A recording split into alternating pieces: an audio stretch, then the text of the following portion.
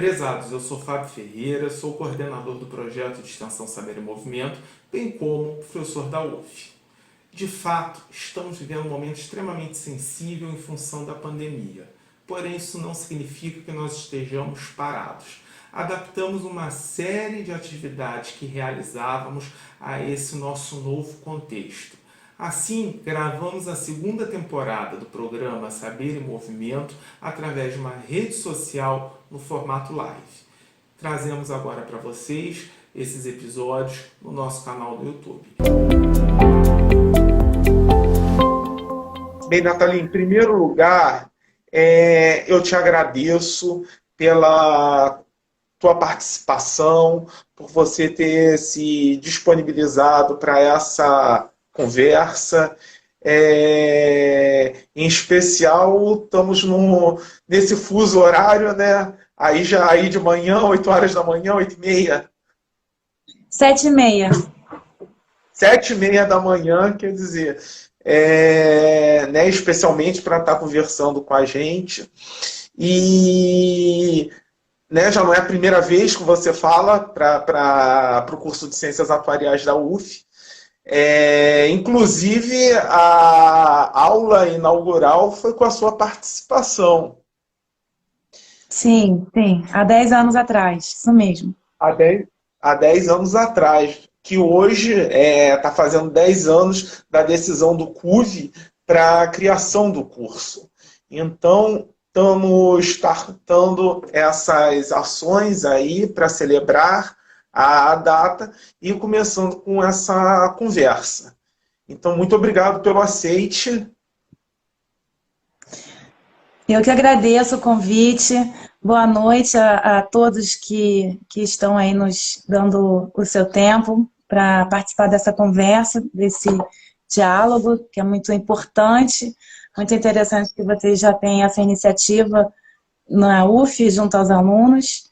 Eu participei, como você falou, da aula inaugural, mas também ajudei o professor Edgar, professor Campelo, na construção do curso da UF. Na época eu era coordenadora e professora do curso de Ciências Atuariais da UFRJ, do Instituto de Matemática da UFRJ, e era também presidente do Instituto Brasileiro de Atuária. Então, para mim é sempre uma alegria, uma honra prestigiar os eventos da UF, porque também eu me sinto parte dessa criação, dessa família UF. Obrigada. Até rapidamente, né, eu vou, por mais que você dispense apresentações, mas eu vou falar brevemente o seu currículo, que você é graduado em Ciências Atuariais pela UFRJ, mestre em Engenharia de Produção pela COP, UFRJ, doutor em Finanças também pela COPEAD, perdão, UFRJ, quer dizer, atuou na SUSEP, também foi coordenadora do curso de Ciências Atuariais da UFRJ, presidente do IBA, quer dizer, e atualmente está na Universidade de Queensland, onde você está trabalhando com riscos relacionados ao clima. Isso mesmo, exatamente. Já tem uma... Vamos dizer assim. Para a gente iniciar, começar as perguntas, começar esse bate-papo, como que surgiu, até vou vincular aqui um pouco a métodos de pesquisa, que é uma das disciplinas que eu leciono, como surgiu, como foi o insight para você iniciar essa pesquisa? Bom, o meu interesse pela questão ambiental já é bastante antigo. Quando eu fiz o mestrado, em 95, na COP, eu tive, eu estava estudando a questão dos riscos petroquímicos, eu fazia, na engenharia de produção, um mestrado focado na área de qualidade industrial, e tinha uma certa vinculação com a engenharia nuclear. E então eu estava estudando essas questões relacionadas aos riscos industriais. E, em paralelo, eu comecei a ter esse interesse pela área ambiental. Na época, existiam umas bolsas da Fundação Mafre, e eu fui contemplada com uma dessas bolsas com esse projeto dos riscos ambientais. Quando então eu terminei o mestrado, a minha tese foi diferente, não foi em riscos ambientais, foi em riscos petroquímicos, mas em paralelo eu fiz esse trabalho de riscos ambientais e me apaixonei mesmo pelo tema.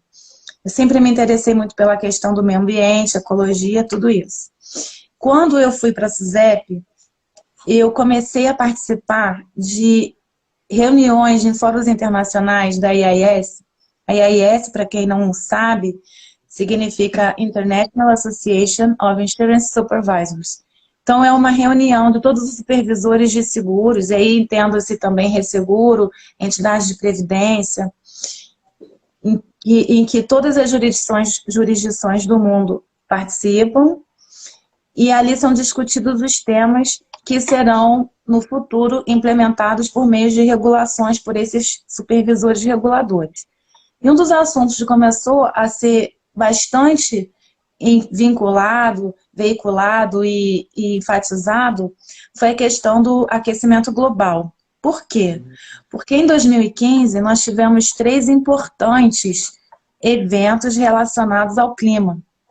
O mais conhecido de todos foi a COP21, o Acordo de Paris, no qual ficou estabelecido os objetivos de todo o planeta tentar unir esforços para que a gente pudesse manter o nível médio de temperatura do planeta, né, de aumento da temperatura do planeta, comparado aos níveis da Revolução Industrial, no máximo até 2 graus Celsius, mas visando atingir 1,5 graus Celsius.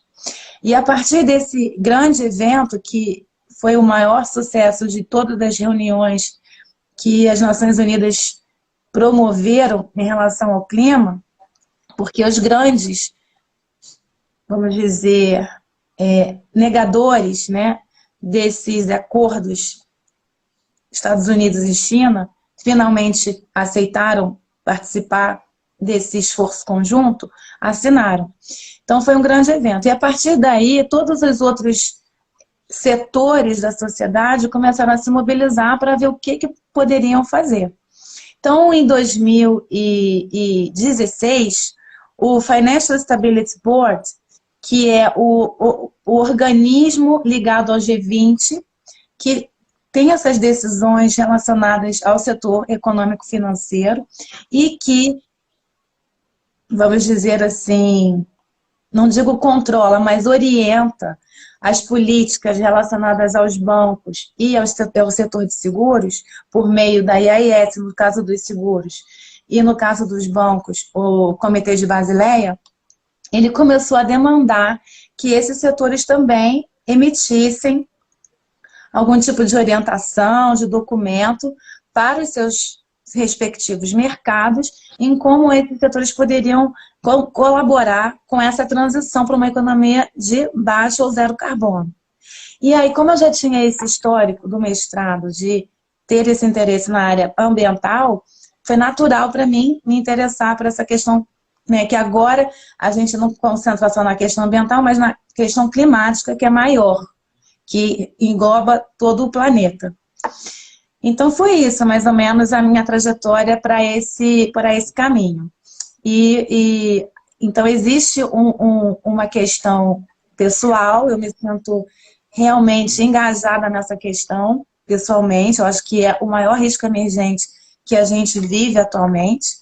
A questão da pandemia mostrou para a gente o quão impactante pode ser um tipo de evento que tem uma repercussão global, e o aquecimento global não é diferente, pode ser até mais severo. E existe também a questão da premência, da vida concreta que me levou para esse caminho por meio das atividades profissionais que eu desempenhei na SUSEP, principalmente enquanto eu fiquei como secretária-geral. Uma coisa até que eu vou querer conversar com você, a gente falar um pouco dessa pandemia e do impacto no campo atuarial, mas antes disso, eu te pergunto, o que na tua pesquisa aí na Austrália você já encontrou e que pode trazer para a gente? O que você tem para contar? Então, os riscos climáticos, eles são classificados em dois tipos. A gente tem os riscos físicos, que podem ser do tipo crônico ou agudo. Então, o que são esses riscos físicos? São os riscos que as seguradoras já estão acostumadas há muito tempo, mas eles só vêm se tornando mais severos e mais frequentes. São os riscos de catástrofes naturais.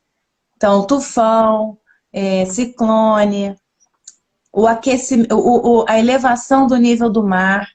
Isso pode acarretar uma série de problemas para o setor de seguros.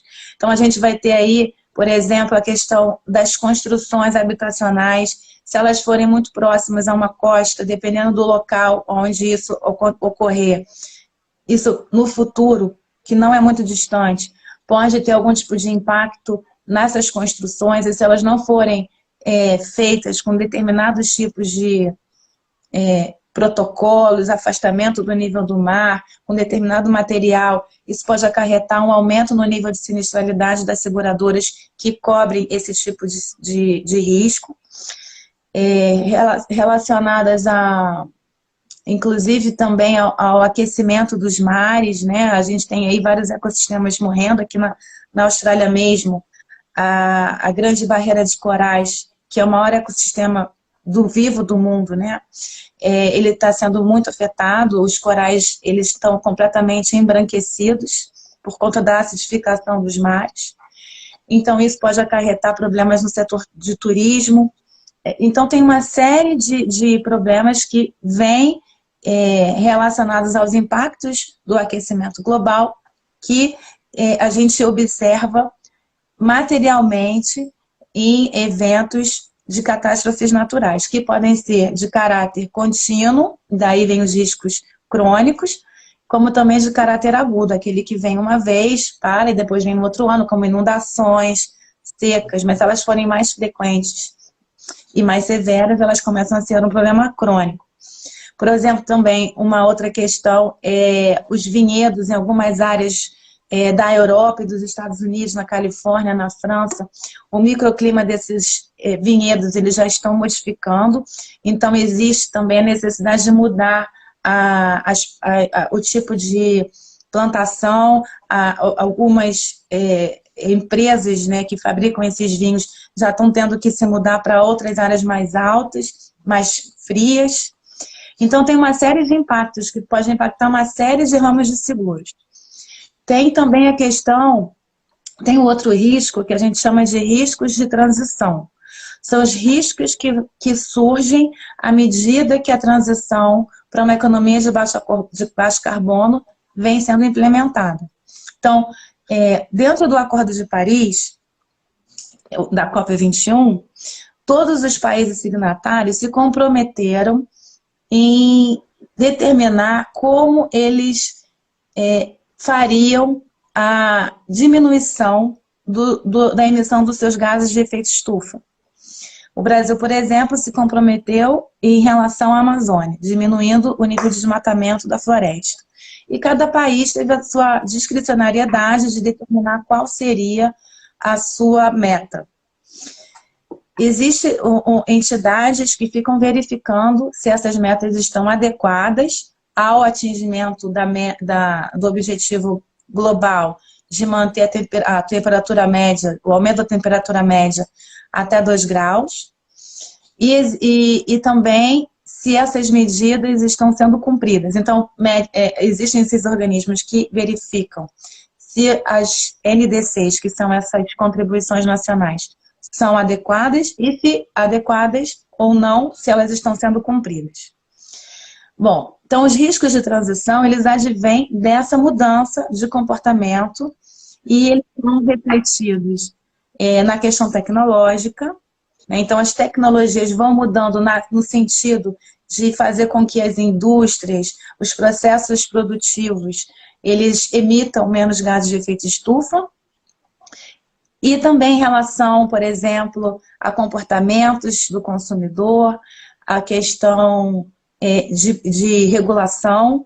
Então, a gente tem já países implementando regulações que vão modificar o comportamento das pessoas e, por conta disso, algumas empresas, alguns setores podem ficar até inviabilizados, né? Por exemplo, a Europa, alguns países da Europa já disseram que até 2030 eles querem fazer a transição completa dos carros que as pessoas utilizam no seu dia a dia para carros elétricos. Ou seja, a gente não tem mais carro que utiliza combustíveis fósseis, gasolina ou gás, e migra para um carro elétrico. Isso vai acarretar, se as empresas de carro não se prevenirem, não mudarem suas tecnologias, algumas vão ficar para trás. Então, existe esse risco de obsolescência da tecnologia atualmente existente. Existe também o risco de comportamento das pessoas. A gente está imaginando muito, fazendo especulação no setor de seguros em relação aos carros autônomos, né? As pessoas terem carros em que não há motorista, e aí o seguro não seria mais o seguro do motorista, se ele é um bom ou mau motorista, mas um seguro já visando mesmo a tecnologia utilizada naquele carro. A gente não está considerando a possibilidade das pessoas não quererem mais usar carro. Muitos jovens hoje em dia, eles já preferem não ter seu carro, né? Existe a questão do Uber, né? Do carro compartilhado, mas muitos preferem até usar transportes públicos, não terem nenhum tipo de participação em utilizar combustíveis fósseis. E entre os que o que nós chamamos de geração Z, né? Os que nasceram depois de 2010, isso é ainda mais forte, que são os futuros consumidores de seguros e previdência. Então, a gente está num momento de muita mudança, mudança comportamental, de muitos riscos, de uma crise, né? Eu diria uma crise que ela é uma crise de recursos, a questão da gente viver num planeta que tem recursos finitos, então não é possível a gente manter o mesmo nível de consumo que a gente vem mantendo, não é só a questão da gente mudar a tecnologia que hoje a gente utiliza para manter o nosso conforto, o nosso padrão de vida. Não é só a questão de mudar de uma tecnologia que utiliza combustíveis fósseis para uma tecnologia mais limpa, em que a gente utiliza, por exemplo, energia solar, energia eólica, energia das marés, né, dos oceanos. Existe também a necessidade de mudança de comportamento, de analisar se tudo que a gente consome é realmente necessário. Então, é uma crise econômica, uma crise política, social, cultural, espiritual, e por trás disso tudo existe essa grande crise ambiental. É uma coisa que a gente... né? Então, meu interesse respondendo veio dessa minha necessidade, né? Eu senti uma certa urgência de participar dessa transformação, dessa busca por uma transformação, como eu poderia colaborar com essa transição. Talvez tenha sido fruto da idade, eu comecei a me questionar muito sobre como eu estava participando enquanto uma pessoa cidadã mesmo. Sempre tive o interesse de trabalhar no setor público, porque eu sempre acreditei em devolver para a sociedade tudo que eu colhi dela. Eu estudei a minha vida inteira em escolas públicas, desde o ginásio, então, até o doutorado. Então, eu sempre me senti com esse compromisso de trabalhar para a sociedade, para as pessoas do meu país, mas também quando eu comecei a participar desses organismos internacionais, a gente começa a ver que nós somos todos interligados. Então, essa visão de querer ajudar todos, né? O quanto fosse possível para mim, claro. E por isso eu me apaixonei tanto por esse tema, que eu realmente acredito que é muito importante. Sem dúvidas, eu até vejo, né, quando você falou aí, tem tem um ponto aí, né, que a gente sempre busca estimular os alunos desde o primeiro período, que é isso que você falou, né, você ter essa visão, por exemplo, o quanto que a cultura interfere. Caramba, mudou, vamos dizer, né, você já tem uma cultura que mude o consumo, que você não vai adquirir automóveis, por exemplo, vai diminuir a quantidade. Caramba, o atuário, seja no mercado, seja no espaço acadêmico, ele tem que estar atento para isso.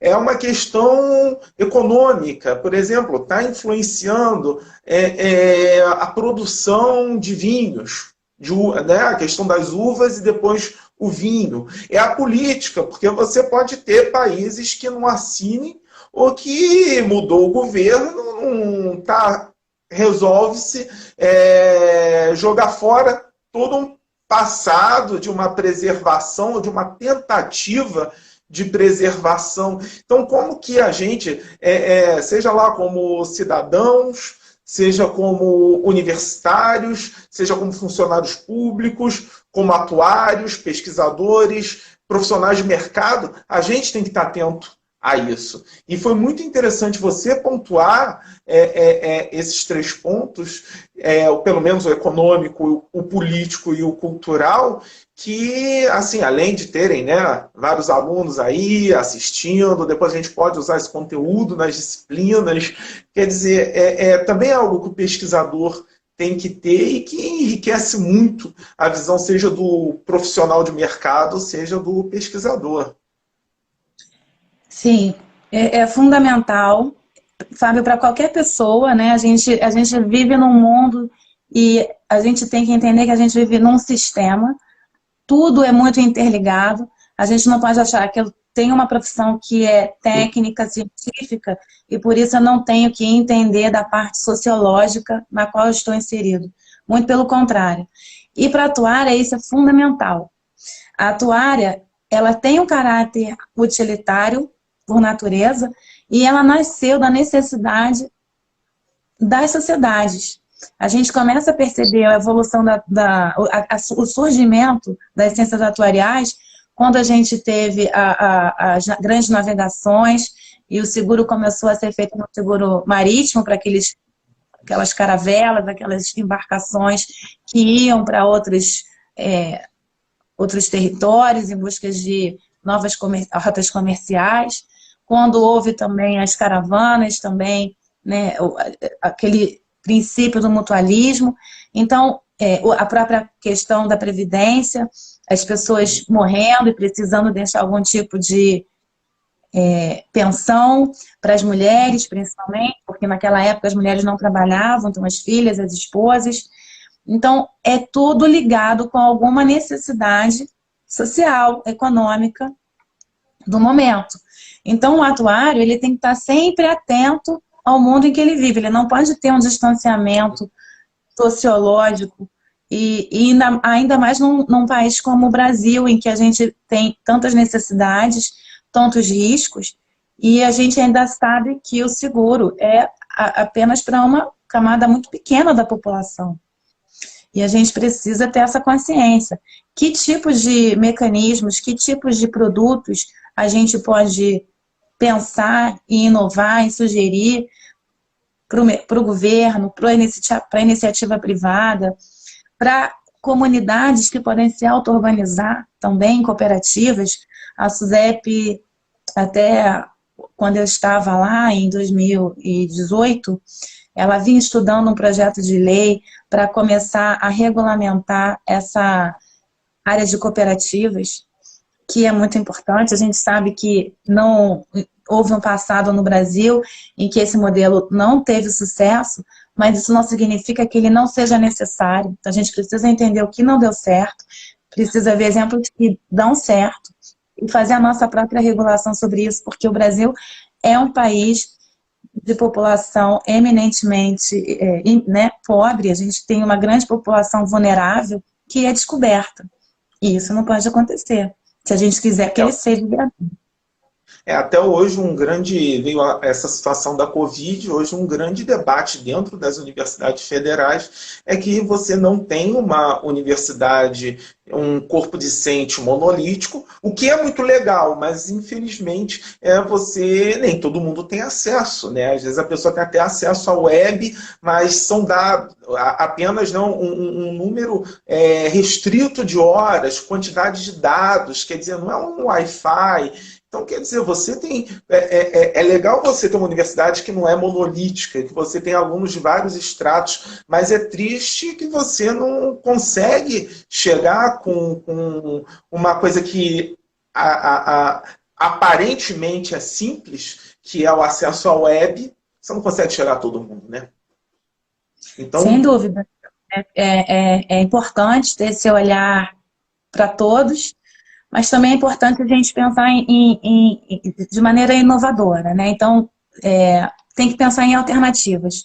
A pessoa não tem acesso ao Zoom, ao Instagram, né? Não tem uma internet com uma infraestrutura boa, mas ela pode receber por e-mail, talvez, algum material, né? É importante pensar em alternativas, também para a gente não ficar paralisado.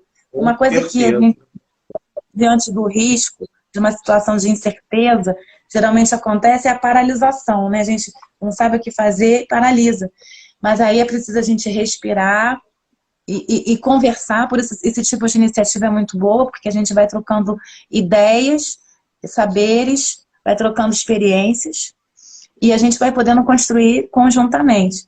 É preciso mover também, né? Ir em frente. Com certeza. Com certeza, porque se ficar parado, né, não dá. Não pode parar.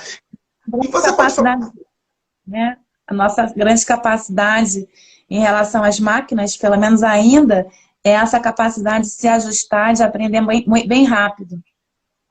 E você pode falar um pouco sobre a questão ambiental e a atuação do atuário, como o atuário pode contribuir para essa questão ambiental?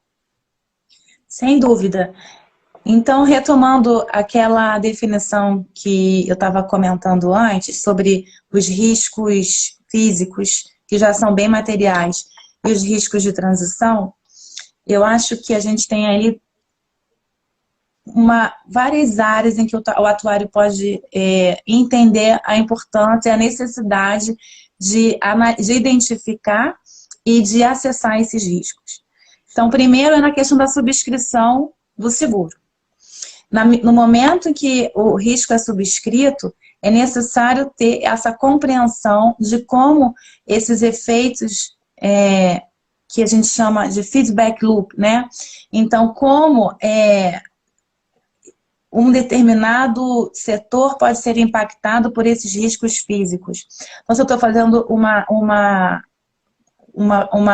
subscrição de um risco de agricultura, um risco rural, seguro rural, eu tenho que analisar e levando em conta esses aspectos mais científicos de como aquela área pode ser impactada. Será que ali vai ter seca, inundação? Será que o clima ali daquela região vai modificar e vai impactar na produção daquela determinada plantação?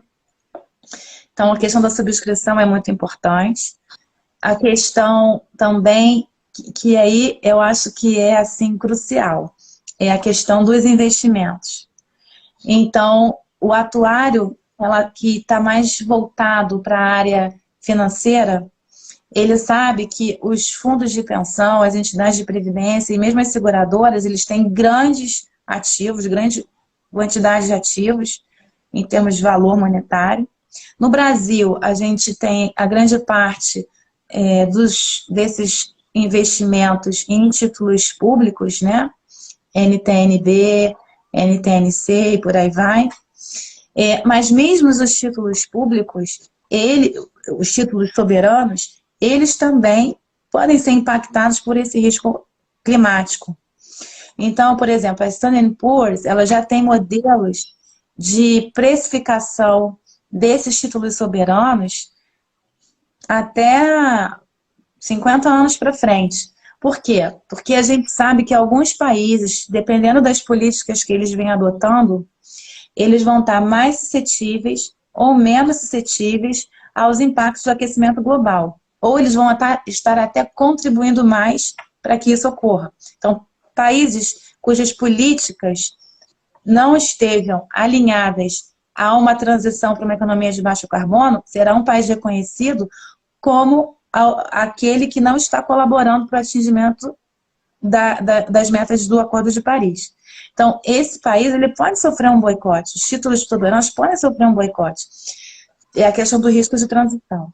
Ele também pode ser um país que esteja implementando algumas medidas, mas ele será impactado. Por exemplo, a gente sabe que o Japão é um país que vai ser muito impactado pelo aumento do nível do mar. Então, o Japão ele já tem que começar, ele já está começando a construir medidas, políticas de adaptação, de mitigação, de adaptação e de resiliência a esses impactos. Construindo barreiras que defendam a cidade desse aumento do nível do mar. Tem algumas ilhas na Indonésia que já sabem também que serão submersas.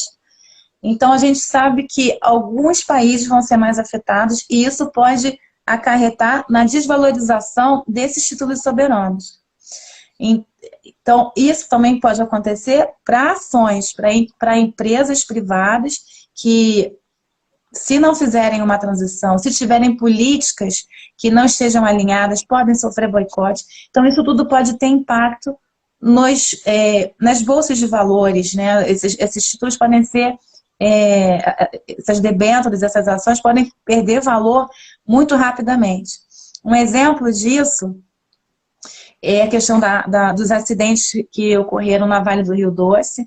Então, houve o primeiro em 2015, né, em novembro de 2015, e o outro em janeiro de 2019. O de Brumadinho foi o último. Então, as ações da Vale caíram muito. Vários fundos de pensões internacionais que compram ações da Vale pararam depois do segundo acidente, não querem mais. Da Petrobras a mesma coisa, então essas ações perderam valor. Então, o atuário ele precisa estar atento a tudo isso na hora de fazer o seu estudo de Asset Liability Management, como ele vai alocar os seus ativos, como ele vai fazer as mudanças na carteira. Ele precisa entender desses efeitos que estão acontecendo no setor econômico, no setor financeiro, para fazer a melhor construção possível da sua carteira de investimentos. E tem mais um aspecto, na medida em que as pessoas vão se tornando mais conscientes sobre esse risco e vão desistindo de investir em determinados ativos, elas começam também a ter um papel mais ativo como investidor. Elas começam a cobrar dos seus fundos de pensão como eles vêm investindo, maior transparência, maior disclosure sobre as suas políticas de investimento. Como é o seu Enterprise Risk Management, como é o seu gerenciamento de riscos da empresa como um todo. Porque as seguradoras de previdência, elas sofrem tanto do momento em que elas assumem uma determinada carteira, um risco, oferecendo uma garantia, quando no outro lado, né? Ou seja, no passivo delas, quanto no ativo, quando elas investem enquanto investidoras institucionais. Então, o atuário ele precisa ter esse entendimento de que o risco climático ele pode afetar o risco de subscrição, o risco de mercado, por conta da flutuação dos valores das ações e dos títulos soberanos, o risco de crédito, né, principalmente para os bancos, na medida em que eles oferecem créditos para as empresas, se essas empresas não conseguem pagar por uma questão de boicote do consumidor ou por uma questão de impacto de um risco climático, eles vão passar a ser inadimplentes. Então, risco de crédito. Uma resseguradora é um risco de crédito para uma seguradora. Então, se a resseguradora ela é afetada por um risco, uma cobertura que ela tem que pagar, que é muito maior do que ela tinha subscrito, porque ela não levou em conta muito bem na hora de precificar o prêmio, de um possível evento, catástrofe natural num país, ela pode não conseguir pagar as suas outras contrapartes. Então, assim, é alguma coisa que se ramifica em várias áreas. Então, para o atuário, em resumo, eu diria que é um risco que afeta toda a cadeia de fornecimento do seguro, né, desde os seus credores, né, que são os resseguradores, as suas contrapartes são os seus resseguradores, os seus policyholders, os seus segurados, as pessoas que são membros de um fundo de pensão, que estão investindo seu dinheiro ali a longo prazo. Então, permeia várias áreas da cadeia de valor de uma entidade de previdência ou de uma seguradora e de uma resseguradora. Eu vou te fazer uma pergunta. Você mencionou a questão da Vale e, por exemplo, também quando a gente olha, até internacionalmente, por exemplo, para a situação da Previdência no Chile, fica a dúvida em relação às organizações e a capacidade dela arcar com determinados desafios. Então, eu te pergunto, quanto que as organizações elas estão preparadas para esse cenário mais complexo que provavelmente nós iremos viver? Porque muitas das vezes só se fala do Estado, né? O Estado, o governo está preparado para tal. Mas e as organizações? O governo japonês está preparado, né? O governo brasileiro aí é outra questão, mas enfim. E as organizações? Fábio, a gente não tem como falar das organizações de um modo generalizado. A gente tem vários tipos de organizações. Existem várias empresas de iniciativa privada que participam dessas discussões, que vêm, inclusive, colocando seus próprios recursos financeiros para fomentar pesquisas. Claro que quando a gente tem um interesse específico de uma corporação dentro de uma pesquisa, a gente tem que sempre verificar com mais criticidade os resultados dessa pesquisa, né, porque pode estar atendendo a um interesse específico. Mas então a gente tem vários tipos de organizações. Eu vejo assim, na Europa existe uma maior conscientização do que na América Latina, no Brasil, mas o que eu penso é que as organizações, elas são feitas e movidas por pessoas. Então, o nosso papel como professores, como educadores, como pessoas que acreditam na ciência, é a gente divulgar essas informações para o máximo de pessoas possível. Porque na medida em que a sociedade se apropria desses conhecimentos, entende, a sociedade começa a pressionar as organizações. E aí elas se movem. Elas começam a fazer parte das organizações enquanto trabalhadoras, enquanto consumidoras, e elas também começam a pressionar como sociedade organizada, sociedade civil organizada. Então, eu acredito muito nisso. Eu acredito que as organizações mudam à medida que as sociedades mudam. Então, a gente, como professor, tem um papel muito importante. Eu não estou lecionando, mas eu acredito que esse momento aqui que a gente está conversando é uma maneira também de eu atingir os alunos e pessoas que querem pensar fora da caixa. Então, eu acredito nisso. A gente tem que contar conosco e passar essas informações, trocar experiências, trocar conhecimento entre nós e fazer com que isso cresça. E aí a gente vai pressionar as organizações.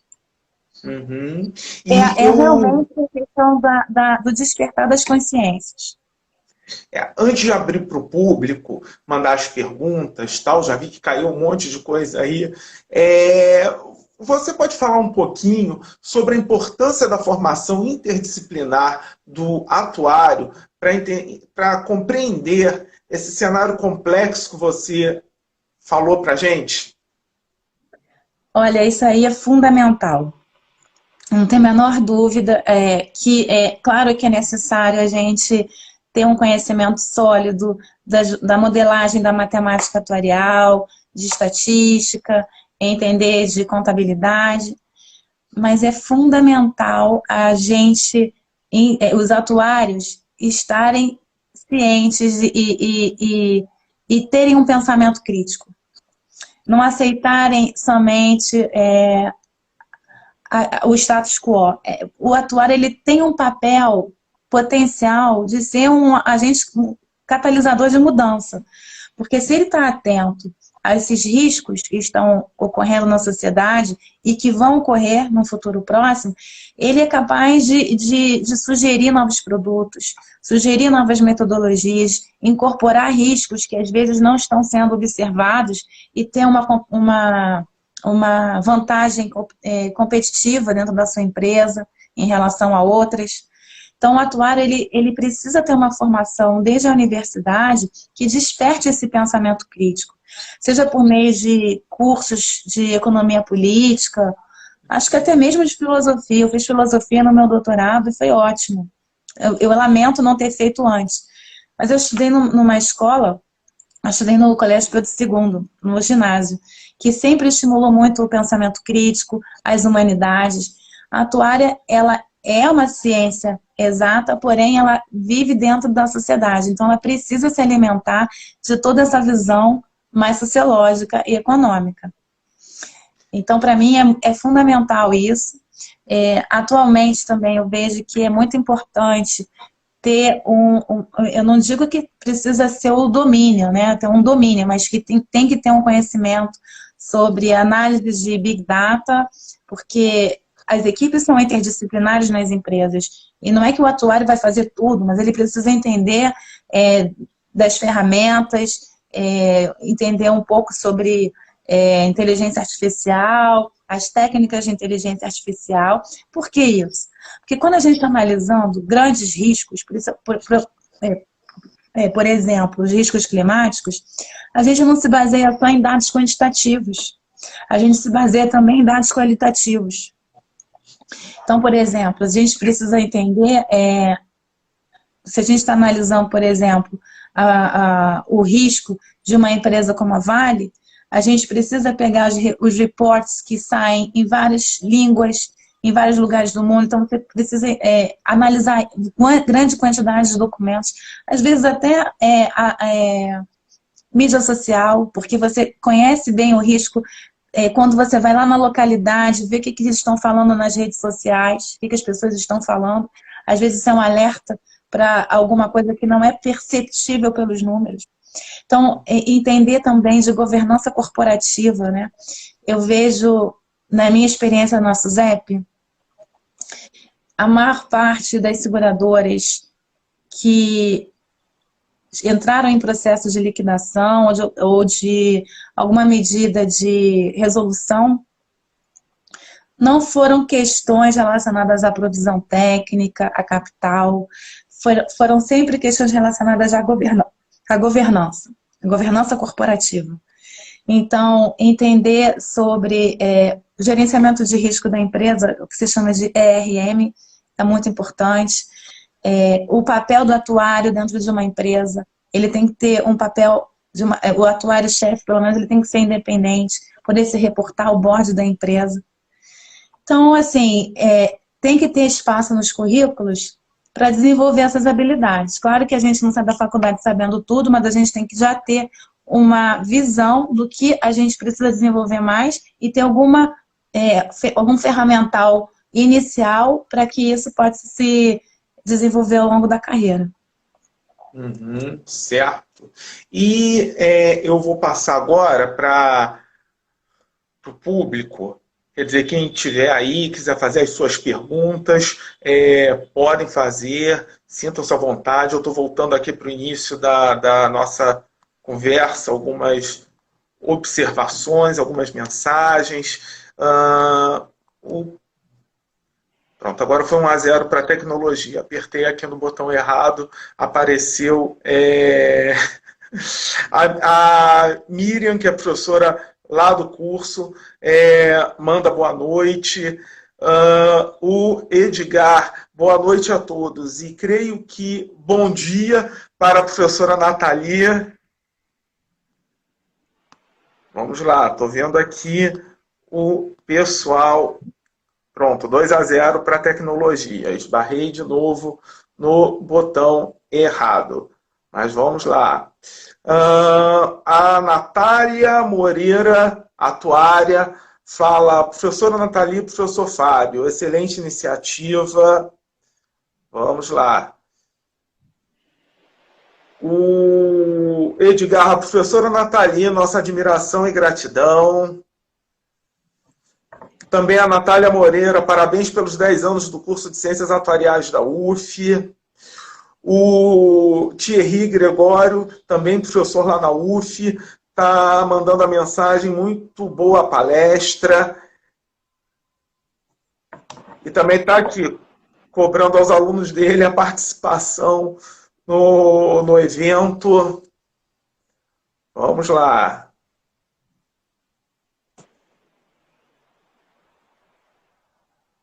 A Maria de Lourdes, também professora lá no curso, manda boa noite para a gente, a Lourdinha. O Ney fala, que alegria rever minha querida e saudosa professora Natalia. Também, até teve alguém que comentou no cartaz de divulgação, eu aqui não tem como eu ver, mas eu até depois te passo, que foi, que estudou com você foi professora dessa pessoa, e quando ela viu que você ia fazer a palestra, eu vou ficar te devendo aqui na live, e depois eu te mando pelo WhatsApp a quem foi a pessoa. Tem a Beatriz, que está no último período, o Thiago Klaus, também foi me orientando, defendeu o TCC, está aqui. Tem o pessoal lá da Federal de Alfenas, a Sofia, lá da Federal de Alfenas. Vamos lá. O Matheus Maciel manda mensagem, aluno do último período da UF. Vamos lá, chegou aqui também da Sofia, lá de Alfenas, de onde surgiu a ideia do mestrado em Engenharia de Produção? Ela te pergunta. Obrigada pela pergunta. Bom, quando eu terminei a graduação em atuária, eu queria continuar, assim, eu tinha uma ideia certa de que eu queria continuar estudando por mais um tempo, fazer um mestrado direto. E aí, a possibilidade seria fazer na estatística ou fazer em alguma coisa mais ampla. E aí eu optei por fazer numa carreira mais ampla, que era a engenharia. A estatística seria também uma possibilidade, mas eu ficaria mais especializada. Foi uma questão mesmo pessoal. Eu preferi fazer alguma coisa que me desse uma visão mais ampla. E aí, no mestrado na COP, eu estudei... Foi fantástico, porque eu fui para essa área mais de gerenciamento de riscos, que me levou para essa área ambiental, mas eu também estudei sobre economia política, sobre essas questões que hoje eu vejo que me forjaram muito a minha maneira de ser. Estudei um pouco sobre filosofia também, no mestrado. Foi muito bom. Eu tenho aqui uma pergunta também do Cristiano Henrique. Vou abrir aspas, que é um pouquinho grande, mas vamos lá. As ciências atuariais, estatística e etc., têm servido às organizações privadas para a gestão de risco e, nesse contexto, segregar pessoas. A saída para esse cenário é possível pensar em capitalismo, consciência ambiental e humanismo? Ótima pergunta. Quem foi? O Cristiano, deixa eu ver se eu consigo pegar também o sobrenome dele. Tá Cristiano Henrique. Ok, Cristiano, obrigada pela sua pergunta. Muito pertinente. Realmente, você tocou num ponto aí que é nevrálgico, é a questão da possibilidade da gente viver dentro do capitalismo e ter essa consciência ambiental e políticas ambientais que, de fato, caminhem para a gente ter esse olhar global para o planeta e estar tá alinhado com o Acordo de Paris. Olha, a minha resposta para você é que o capitalismo que a gente vive hoje, o capitalismo financeiro, ele não permite isso. Ele não permite.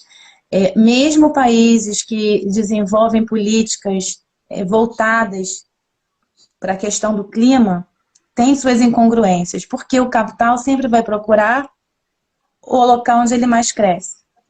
E geralmente o local onde ele mais cresce é onde ele está prejudicando o meio ambiente. A verdade é essa.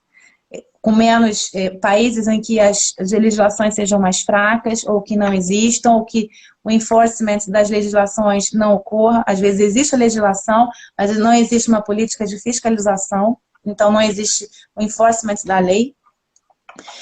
O capital vai procurar sempre o local onde ele possa se reproduzir mais rapidamente. E por isso que eu volto naquela minha questão que eu falei antes. Isso é a incongruência do capitalismo, né? E quanto mais esse capitalismo se torna mais financeiro, mais a gente vê a desigualdade crescendo, a desigualdade social. Então, a gente vê um grande número de pessoas detendo uma fração pequena da riqueza de um país e uma pequena fração retendo a grande parte da riqueza desse país. E isso é a grande inconsistência do capitalismo atual. E está sendo estudado isso por vários economistas. Tem um economista francês chamado Piketty, que ele estuda exatamente isso. Tem um livro sobre isso, excelente. Então, perdão. Qual é a minha perspectiva sobre isso? A minha perspectiva é que a gente precisa trabalhar cada vez mais localmente. A gente precisa informar as pessoas com fontes seguras, transparência, mostrando as fontes para que as pessoas, não para a gente dizer que a nossa verdade é a que as pessoas devem seguir, mas as pessoas precisam ter acesso às fontes corretas e elas decidirem, terem o seu próprio pensamento e decidirem como elas querem agir. Eu penso o seguinte, se você não faz parte da solução, você faz parte do problema. Então, em alguma medida, você pode colaborar, né? Então é isso, eu acho que não é compatível, a gente precisa pensar em outro sistema, mas isso tem que vir a partir da conscientização das pessoas e assim, muito diálogo. Por isso que a internet ela vem facilitar muito isso. Vem facilitar esse contato, mas, claro, a gente tem todo um outro lado que não é positivo, mas isso é natural.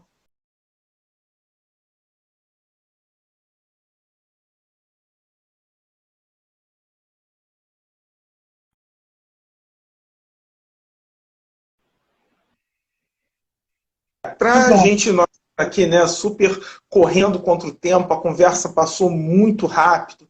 Eu vou fechar aqui com uma pergunta do Edgar. Eu não sei se pelo tempo dá para responder em 1 minuto, algo assim, mas a professora Nathalie falou da atuária como ciência exata inserida no contexto social. Não poderíamos pensar na atuária como ciência social que insere ferramentas das áreas exatas em suas técnicas?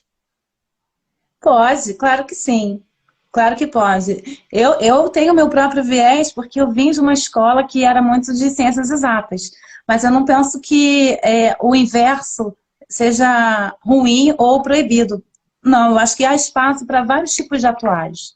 Inclusive um atuário que tenha mais um pensamento social e que tenha ferramentas de exatas para trabalhar com o outro. A gente tem uma diversidade de formas de pensar, de se expressar e eu acho que é válido sim.